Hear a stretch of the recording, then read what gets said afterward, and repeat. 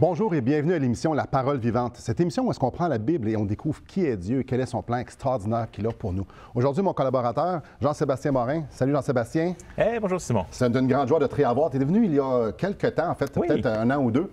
Et peut-être pour les gens qui ne te connaissent pas, juste te présenter un peu qui tu es, qu'est-ce que tu fais, quel genre de ministère que tu as. Écoute, je travaille principalement avec One Hope Canada, qui est un organisme qui travaille avec les enfants, les adolescents, avec les camps d'été, un peu au travers le Canada. Et je travaille sur du matériel aussi avec eux. Donc, je suis auteur, donc je vais écrire des livres, je vais écrire du matériel, faire des vidéos, je suis un blogueur. Donc, plusieurs choses en même temps, plusieurs chapeaux. OK, excellent. Donc, toi, tu es habitué de parler aux gens, tu es habitué de communiquer la parole de Dieu. Tu es un passionné de la Bible, j'imagine? Ah oui, honnêtement, il n'y a rien qui me passionne plus qu'avoir la chance de partager et de voir qu'est-ce que l'Écriture enseigne. Donc, c'est ce qu'on va faire aujourd'hui. C'est spécial parce qu'on dit que tu es passionné, clairement, je le suis aussi, des Écritures, de la révélation de Dieu. Mais c'est rare du monde comme nous autres. Aujourd'hui, c'est que les gens ont comme l'impression que la Bible, c'est plus ou moins pertinent. Il y avait un article écrit par Richard Martineau qui disait que la Bible, c'est une fake news. Tu sais, c'est comme... ouais, OK, mais c'est pas vraiment vrai, c'est pas véridique, c'est des fabulations, c'est des mythes, tout ça. C'est beaucoup ça et ça amène à modeler un peu notre société, à modeler un peu notre façon de penser, d'enlever de l'autorité à ce que nous, on dit, ben non, c'est la parole de Dieu autoritaire. Parlons de ça un peu. L'effet de ce mouvement de pensée-là, de dire, ben c'est pas pertinent. On présente Jésus, ouais, c'est un fait folklorique beaucoup plus que comme Dieu qui est incarné. Donc, parlons-en de ça. Mais, je pense qu'une chose qui est intéressante, c'est que la Bible est consciente de présenter une vision du monde surnaturelle. Ouais. L'apôtre Paul, par exemple, dans Corinthiens 15, va dire, si Jésus n'est pas ressuscité d'entre les morts, là, on retourne chez nous, garde-toi, puis moi, on s'en va, on va aller faire autre chose. Pourquoi? Parce que c'est important que ça soit arrivé dans l'histoire et que ce soit vrai. Si ce n'était pas juste une belle histoire qui nous inspire, c'est quelque chose qui doit arriver. Par contre, Richard Martineau, dans sa chronique, par exemple, pourquoi est-ce qu'il dit que c'est une fake news? Parce qu'il dit, écoute, avoir un gros bonhomme assis dans le ciel qui disait que un peu comment tu dois élever tes enfants, puis qui a créé le monde en 6 jours, etc., etc., il dit, bien, on a de la difficulté à croire n'importe quoi qui est surnaturel, parce qu'on a une vision du monde essentiellement qui dit ce qui compte aujourd'hui, c'est ce que tu vois, c'est-à-dire tu as une vie ici, mais occupe-toi de la vie ici. On ne sait pas qu'est-ce qu'il y a de l'autre côté. Il n'y a jamais personne qui est revenu de l'autre bord pour nous le dire, mais justement, c'est ça que la Bible nous dit. Il y en a un qui est revenu de l'autre bord pour nous le dire. Fait que je te dirais que c'est cette tension où les gens, des fois, ils considéreront même pas le christianisme parce qu'ils ont ce slogan-là dans la tête. Ah, mais de toute façon, ça, c'est surnaturel. C'est des mythes. Oui. C'est des gens, c'est au travers de la tradition, qu'il y a des gens qui ont ajouté, qui ont enlevé tout ça, qui se fait en sorte qu'on ne peut plus vraiment faire confiance à ça. C'est spécial parce que si on regarde, exemple, la science, souvent ces gens-là vont dire « Non, mais moi, je crois à la science. » Donc, Richard Martineau, mais je ne veux pas nécessairement parler de lui nécessairement parce qu'il y en a un grand groupe de personnes qui disent « Moi, je crois à la science, donc je n'ai pas rapport à croire à ça. » Et c'est un peu paradoxal parce que la science, le processus scientifique, il y a deux choses qui sont intéressantes, c'est qu'il faut que ça soit observable et il faut que ça soit reproduisible. Donc, si on prend, exemple, le début de toute chose, bien, c'est pas observable. Je n'ai pas vu de photos sur YouTube, j'ai pas vu de photos ni de vidéos sur YouTube, puis c'est pas reproduisible non plus. Donc, on se base aussi la science sur des théories que d'autres ont fait qui sont apportées comme absolues. C'est un peu spécial qu'on se fait accuser de croire la parole de Dieu qui a été écrite par des hommes inspirés de Dieu, puis c'est un peu la même chose que les scientifiques font. Mais il y a quelque chose de rassurant de dire, ouais, mais les scientifiques, ils ont quelque chose à démontrer. Il y a quelque chose, on peut, comme on dit, c'est visible, on peut le voir, on peut l'expliquer, on peut tenter de l'expliquer. Et où la tension, nous, la science, la Bible, est-ce qu'il y en a de la science dans la Bible? Mais je te dirais une des plus grandes questions de la philosophie, de la théologie, c'est celle-ci. Pourquoi y a-t-il quelque chose plutôt que rien? Et ça, c'est un problème que la science doit faire face aussi, autant que la foi. C'est-à-dire que la science, actuellement, parce que des fois, la science change d'idée au travers de l'histoire, la science nous dit que l'univers a eu un commencement. Mm-hmm. Sauf que un des problèmes de ça, c'est qu'à un moment donné, il n'y avait rien. Puis, pouf, il y a eu quelque chose. Mais, et juste l'idée de dire, mais pourquoi y a-t-il quelque chose? Ça, c'est un grand philosophe qui pose la question. Pourquoi y a-t-il quelque chose alors qu'il devrait y avoir rien? Parce que s'il n'y avait rien, mais il devrait encore y avoir rien. Et ça, dans mes discussions, ce que ça nous démontre, c'est que notre existence à nous. Des fois, les gens disent, mais c'est farfelu croire à un Dieu qui est dans le ciel. Oui, mais croire que tu existes alors qu'on ne devrait absolument pas exister, puis que l'univers a peut-être jamais... C'est tout aussi farfelu. Exactement. Fait qu'on a le choix entre deux choses où il y a du surnaturel. C'est-à-dire que, à quelque part, de plus en plus, les scientifiques commencent à arriver avec l'idée que l'autre option, c'est peut-être que le monde est éternel, l'univers est éternel, parce que, à quelque part, si ça n'a jamais eu de commencement, ben comment est-ce qu'on... Alors, comme je dis aux gens, j'écoute, toi aussi, tu crois en Dieu. Puis j'ai eu des amis qui m'ont dit, mais voyons, pourquoi tu me dis je crois en Dieu? Mais si tu crois que l'univers est éternel, bien, quelque part, c'est que c'est une caractéristique du divin. Donc, il y a un élément surnaturel dans ce que tu crois. Et là, on a le choix entre deux éléments surnaturels. Et c'est là que je trouve intéressant avec le Dieu de la Bible, c'est que ça nous parle d'un Dieu créateur, d'un Dieu personnel. Puis quand je regarde le monde, la beauté, puis l'exactitude, la distance qu'on a par rapport au soleil, l'inclinaison de la Terre, le nombre de choses qui doivent arriver pour qu'il y ait la vie sur la Terre. Parce que même là, quand on y réfléchit, le comment, tu as une grosse explosion, mais c'est quoi les chances là, que, il faut que tu aies des planètes qui sont toutes rondes, c'est quand même exceptionnel. C'est une des raisons qu'on a découvert la géométrie, les scientifiques ont découvert la géométrie, ils ont regardé le ciel, ils ont dit il y a des formes géométriques, il faut qu'il y ait une intention pour ça. Fait que le fait que c'est rond, qu'on tourne, que ça tourne tout autour, bien, comment est-ce que tu crées les planètes? Les gens pensent qu'on a la vie, puis on traite la Terre comme si c'était, OK, comment la vie est née ici? Oui, mais les planètes, là, comment ça se fait pour que poup, poup, poup, poup. Comment ils ont fait pour se faire déposer là, se faire donner un kit pour que ça aille là? Avec la même forme. Oui, puis tu changes un tout petit peu les choses, puis tu n'as aucune vie sur la Terre. Et tu regardes tout ça, puis comme Voltaire, le grand athée, a fini par dire à la fin de sa vie, il ne peut pas y avoir d'horloge sans horloger. Fait que pour moi, la science ne répond pas à la question du pourquoi. Elle n'est pas capable de dire, mais pourquoi est-ce que la vie, elle est là? Ça, c'est une question qui est laissée à la philosophie, qui est laissée à la théologie. Et par contre, elle nous dit qu'il y a des lois dans notre univers, puis elle nous dit qu'il y a, pour qu'il y ait des lois, mais il faut que tu aies quelqu'un qui a mis ces lois-là. Et c'est pour ça que je dis, mais la science, même si la science, elle n'est pas mauvaise, la science, elle démontre même, dans le fond, qu'il y a des lois à cet univers-ci, puis ça pointe vers celui qui les a mis là. On prend une pause, beaucoup de matériel, et on va continuer justement à comment l'idée, si on sort Dieu, l'influence que ça a dans notre société, de la façon qu'on pense. Et vous allez voir, ça a un beaucoup plus grand impact qu'on pourrait imaginer. Donc, restez avec nous, on va déballer un peu ce sujet-là au retour de la pause.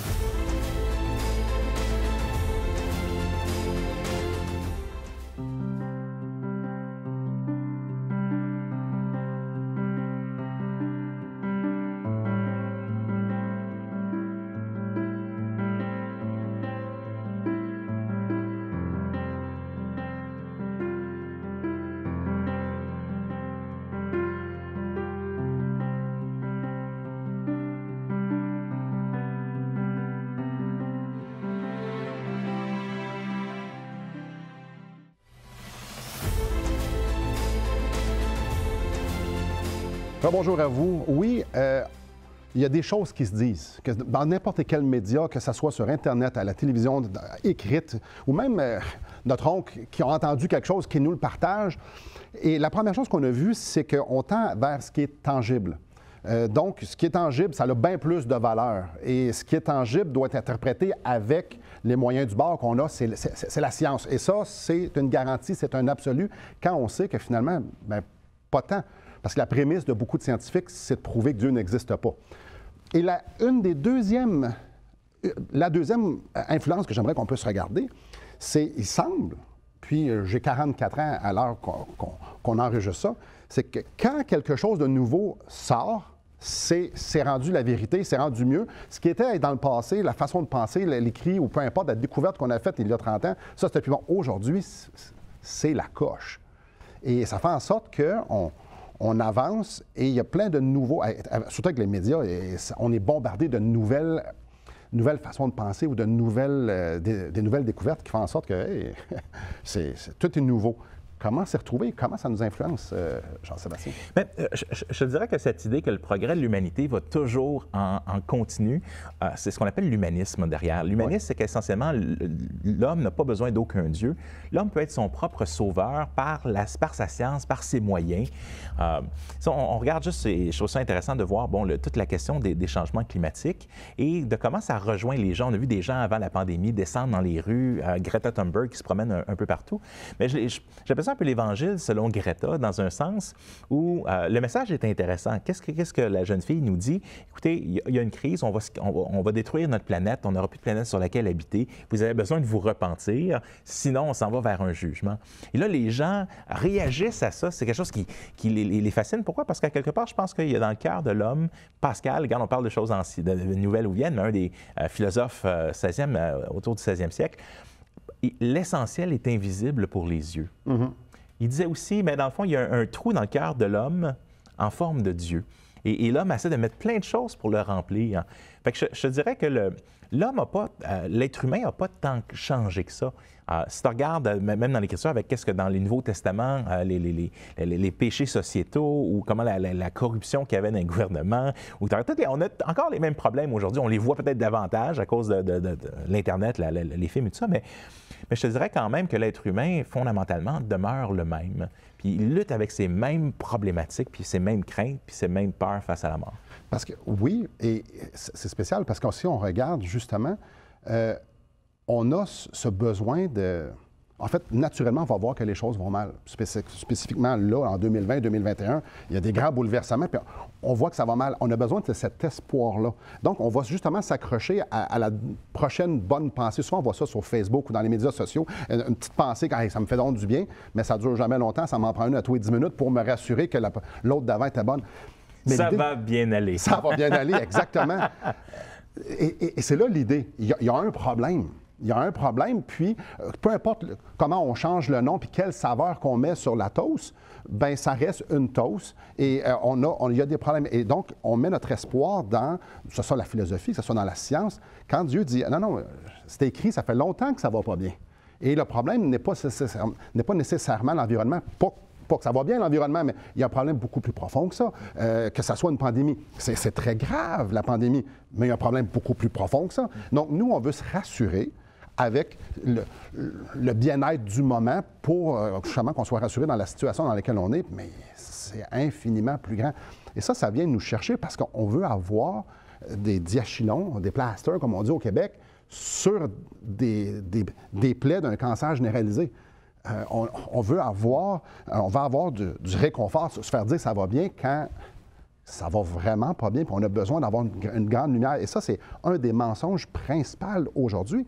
Parce que si tous les petits plasters vont satisfaire ma conscience, comment je vais aller avec, comme tu disais, mon problème de la mort? Ça ne va jamais bien. Tu sais, quand quelqu'un fait face à la mort, il dit « ça va bien aller ».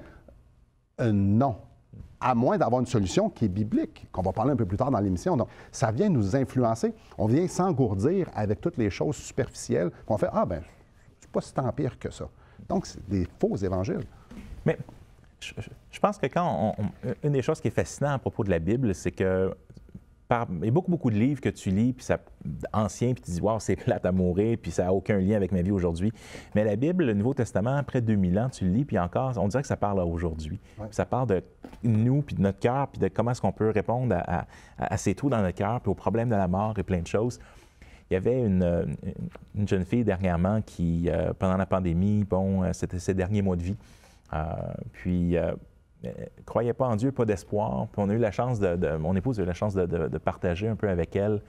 Mais quel espoir, justement. Puis malgré toute notre science, on a des gens qui meurent de cancer.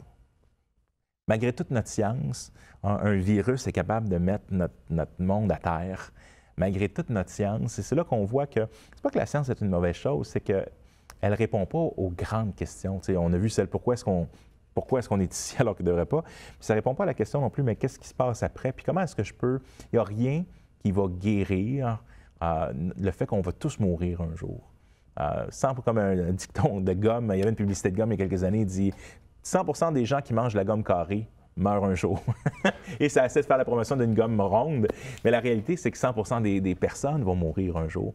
Puis ça, la science peut tout faire, elle peut prolonger un peu, elle peut nous mettre sur un respirateur, elle peut faire plein de choses, mais c'est là qu'il y a peu de livres dans l'histoire de l'humanité qui répondent à toutes les questions, puis aux questions les plus importantes. Puis oui, aujourd'hui, je prends un livre, puis je regarde, ah non, c'est il y a 3 ans, je le mets de côté, mais c'est justement, on a ici le livre le plus vendu de l'histoire, le plus lu de l'histoire, le plus traduit de l'histoire. On a assez, c'est un livre qui a été tenté d'être brûlé, mis à l'index, tout ce que tu veux. Il est encore là aujourd'hui et il y a encore des réponses pour nous aujourd'hui.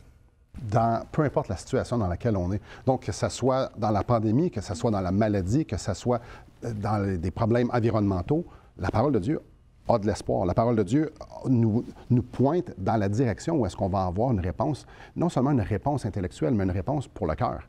Une réponse où est-ce qu'on va pouvoir se sentir en paix et avoir cette joie-là. Et tout au fil de l'émission, vous allez voir, on va continuer à développer ce sujet-là. Mais avant d'aller à la pause, j'aimerais vous offrir le livre Destination finale de Marc Hale. Marc Hale, justement, il prend les Écritures et puis il va dresser le plan de Dieu. En fait, il va révéler Dieu avec les Écritures, puis il va dire, c'est quoi son plan pour moi? C'est quoi son plan pour nous en tant qu'êtres humains? Vous allez voir, c'est fascinant. C'est fascinant comment il le présente et j'aimerais vous le donner tout à fait gratuitement. Tout ce que vous avez à faire, c'est de communiquer avec nous, soit par téléphone ou soit par Internet et toutes les informations sont à l'écran. Donc, restez avec nous. Après la pause, on continue justement de déballer ces influences-là de notre culture ou même de notre environnement, de peut-être des choses qu'on s'est fait enseigner qui nous amènent à nous éloigner de la parole de Dieu. Donc, restez avec nous. Depuis maintenant 15 ans, nous avons l'immense privilège d'annoncer la bonne nouvelle de Jésus-Christ. Par la grâce de Dieu, nous avons fait plus de 500 émissions, distribué gratuitement des milliers de livres et que dire des centaines de personnes qui ont répondu par la foi à l'appel de Jésus. Aujourd'hui, nous aimerions inviter ceux qui ont reçu cette bonne nouvelle à faire équipe avec nous. Aimeriez-vous avoir un impact dans la francophonie pour l'Évangile? Joignez notre équipe en participant financièrement à la production de l'émission et en nous permettant de continuer à offrir de la littérature gratuitement à ceux qui sont ouverts à l'Évangile. Contactez-nous. Il nous fera plaisir de vous partager comment vos prières et vos dons peuvent faire la différence.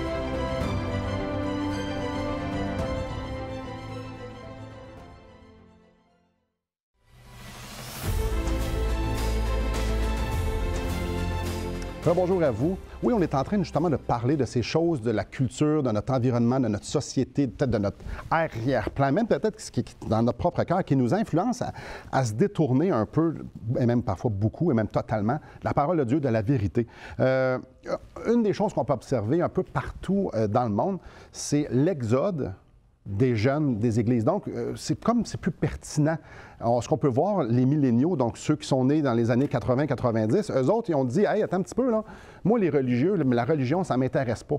Parce que c'est important d'être authentique, c'est important d'être vrai. » Puis ils voyaient, et ils voient les gens religieux comme du monde austère, du monde hypocrite, du monde qui ont des doubles standards. Puis on dit « Non, on veut être vrai avec nous-mêmes. » Et c'est comme le message, c'est « Ben, Dieu, la Bible, enseigne les chrétiens à ne pas être vrai, ce qui est complètement faux. » Il y a deux choses. La première, il y a une chanson de Céline Dion qui dit « On ne change pas, on ne fait que mettre les masques de d'autres sur soi. » En voulant dire, on montre aux gens qui on veut bien montrer.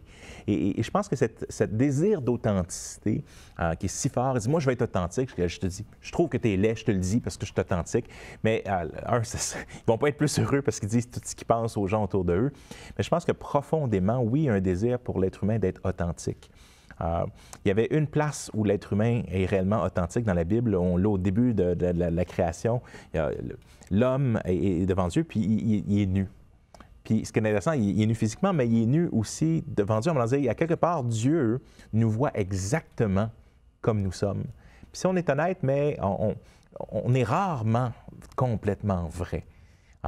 Pourquoi? Parce qu'on a peur de ce que les autres vont penser. Puis même en tant que chrétien, puis des fois, on peut tomber. Ça arrive qu'on va tomber un peu. Puis être religieux, dans le fond, la religiosité, c'est de faire paraître qu'est-ce qu'on n'est pas. Ouais. L'authenticité, c'est d'être qui on est vraiment. Et l'authenticité avec la Bible, c'est d'être qui Dieu désire qu'on soit vraiment. On avait un groupe à l'Église, un groupe d'hommes, on mange ensemble à toutes les semaines. On s'amuse beaucoup, on rit beaucoup. Mais une des choses qu'on fait à chaque fois, c'est qu'on se sépare en petits groupes, puis on se pose des questions. On confesse nos péchés les uns aux autres. Ça marque dans l'Écriture en Jacques. Confessez vos péchés les uns aux autres afin que vous soyez guéris. Et je pense que le mot grec peut vouloir dire guéri, libéré. Oui, peut vouloir dire guéri, sauvé, libéré. Mais à quelque part, quand on met nos péchés, parce que dans réalité, quand on se regarde dans le miroir, là, on sait qu'on n'est pas vraiment vrai et authentique. Ouais. Et là, on a la chance de le faire. Puis ce que j'ai trouvé fascinant, c'est qu'il y a beaucoup de gens qui, ça paraît contre-intuitif, mais des non-chrétiens qui viennent justement dans ce groupe-là, puis sont surpris. Puis une chose que je pense qu'ils sont le plus surpris, c'est l'authenticité. Parce que les gars, puis on leur dit, hein, écoutez, tu viens la première fois, tu n'es pas obligé de partager rien. Deuxième fois, tu es averti, tu vas être invité à partager aussi. Mais ce qu'ils voient, ce n'est pas des gens parfaits. C'est des pères, c'est des maris, des gens imparfaits, mais qui se rendent compte et qui demandent pardon à Dieu pour ça. Puis ils disent, comment est-ce que je peux être là pour ma famille, puis être un exemple? Comment est-ce que je peux avoir un réel bonheur? Puis ça les marque. Parce que c'est là le contraire, c'est qu'ils ne voient pas des religieux qui regardent tout le monde du haut de leur moralité, mais une véritable authenticité passe par dire, hey, moi, je n'ai pas l'affaire. Puis j'ai besoin d'aide. Puis ça, c'est l'aide que le Seigneur peut nous donner. C'est fascinant que quelqu'un pourrait dire l'authenticité ne se trouve pas chez les chrétiens, ne se trouve pas dans la Bible. La Bible, c'est un livre qui nous raconte l'histoire de l'humanité, l'histoire de Dieu. Et ce qui est intéressant, c'est que Dieu prend une attention particulière de nous démontrer que les grands, les héros, ce n'étaient pas des surhumains. On va apprendre qu'Abraham, c'était un menteur, qu'Isaac, c'était un menteur, que Jacob...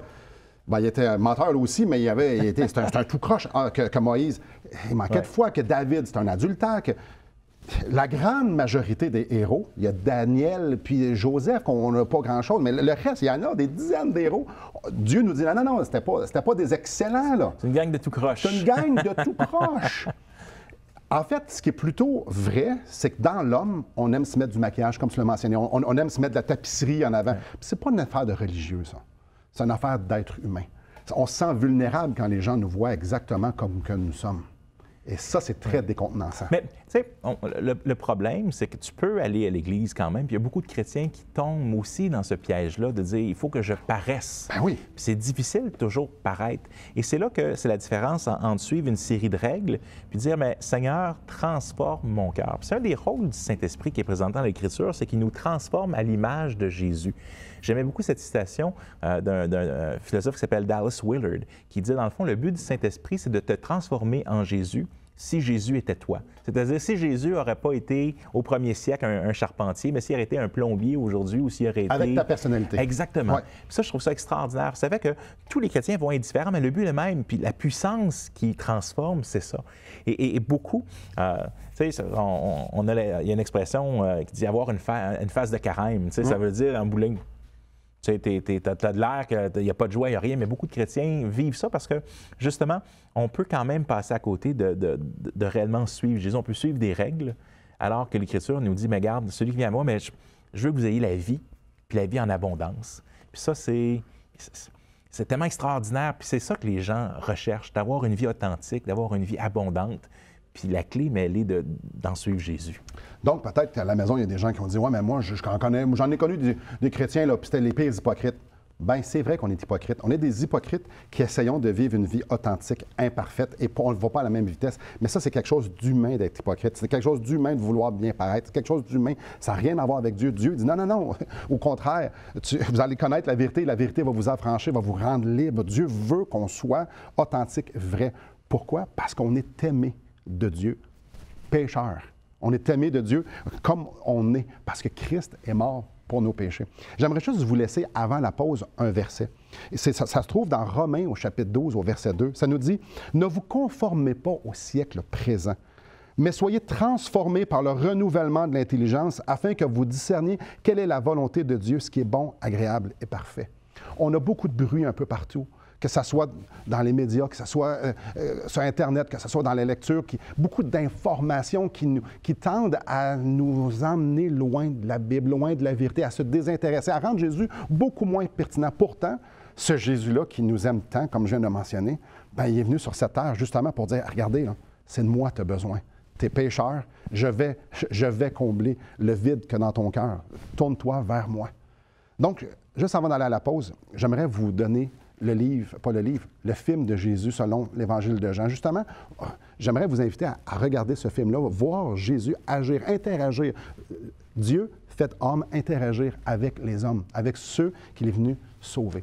J'aimerais vous l'offrir de la même façon pour le livre, juste à nous appeler, à nous écrire. Ça va nous faire plaisir de vous le faire parvenir tout à fait gratuitement. Et pendant la pause, réfléchissez un instant. Vous, est-ce que Jésus-Christ remplit le vide dans votre cœur?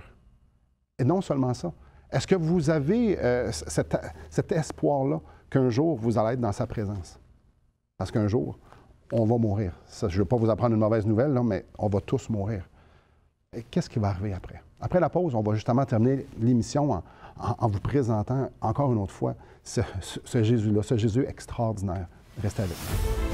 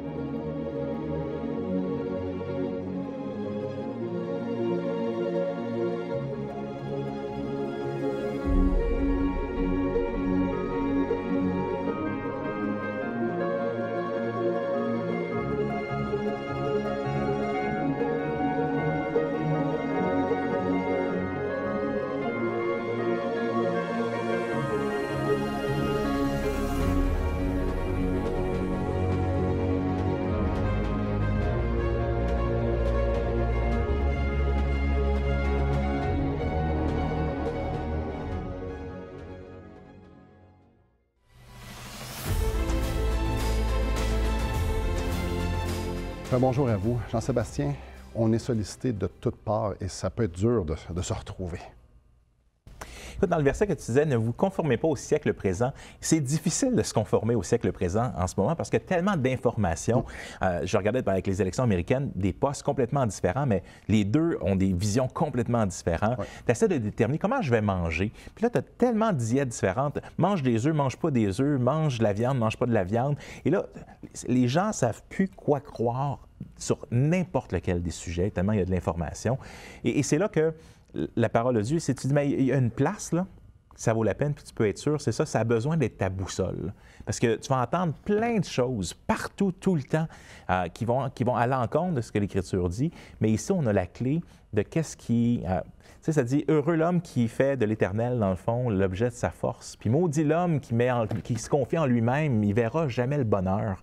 Mais je pense que c'est justement ça, au lieu de chercher partout. Oui, il y a plein de questions qu'on peut se poser, mais des réponses, la seule source de true news, de véritables nouvelles, c'est celle qui s'appelle la bonne nouvelle. Ouais. Puis c'est lui qu'il faut se tourner, parce qu'effectivement, dans notre monde aujourd'hui, vraiment difficile de faire la part des choses. Ouais.